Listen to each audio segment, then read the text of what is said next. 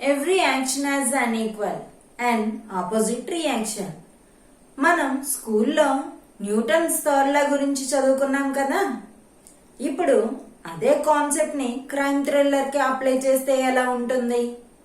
అదే Newton's third law. మరి ఈ సినిమా నిజంగా థ్రిల్ చేసిందా లేక కాన్సెప్ట్ వరకే ఆగిపోయిందా? చూద్దాం, అవేంటో మాట్లాడుకుందాం. ఈ సినిమాకి biggest plus concept. Newton's third లాని మనం చెప్పుకునే కర్మ సిద్ధాంతంతో కనెక్ట్ చేసిన విధానం చాలా ఇంట్రెస్టింగ్ గా ఉంటుంది. అయితే మొదటి నుంచే రెండు మిస్టీరియస్ ఇన్సిడెంట్స్ ని చూపిస్తూ డైరెక్టర్ మనలో క్యూరియాసిటీని క్రియేట్ చేశాడు. అయితే ఫస్ట్ హాఫ్ కాస్త స్లోగా ఉంటుంది. అయితే ఇన్వెస్టిగేషన్ బాగున్నా నేరేషన్ ఇంకాస్త స్పీడ్ గా ఉంటే బాగుండేది అనిపించింది. కానీ ఇంటర్వెల్ ముందు వచ్చే డెవలప్మెంట్స్ మాత్రం సెకండ్ హాఫ్ పై మనకి మంచి ఇంట్రెస్ట్ ని క్రియేట్ చేస్తాయి. ఇక సెకండ్ హాఫ్ లోనే అసలు సినిమా స్టార్ట్ అవుతుంది. ఒక్కో ట్విస్ట్ బయట పెడుతూ అన్ని క్యారెక్టర్స్ మధ్య ఉన్న కనెక్షన్స్ ని బాగా రివీల్ చేశారు. అయితే ముఖ్యంగా కర్మ పేస్ బ్యాక్ అనే పాయింట్ ని స్క్రీన్ ప్లేలో బాగా ఎగ్జిక్యూట్ చేశారు. అయితే చివర్లో వచ్చే ఎండింగ్ కూడా సీక్వెల్ కి హింట్ ఇచ్చారు మన మూవీ టీం.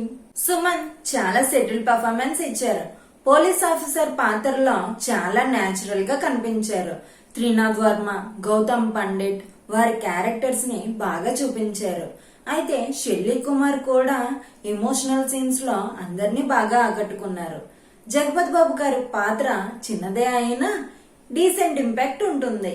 ఈ మూవీకి బ్యాక్గ్రౌండ్ స్కోర్ మంచి సపోర్ట్ ఇచ్చింది. అలాగే సినిమాటోగ్రఫీ థ్రిల్లర్ మూడ్ ని మెయింటైన్ చేసింది. డైరెక్టర్ రాజేష్ కర్ణ కాన్సెప్ట్ ని ఇంట్రెస్టింగ్ గా ప్రెజెంట్ చేసిన ఫస్ట్ హాఫ్ మీద ఇంకొంచెం వర్క్ చేసుంటే ఇంకా బాగుండేది.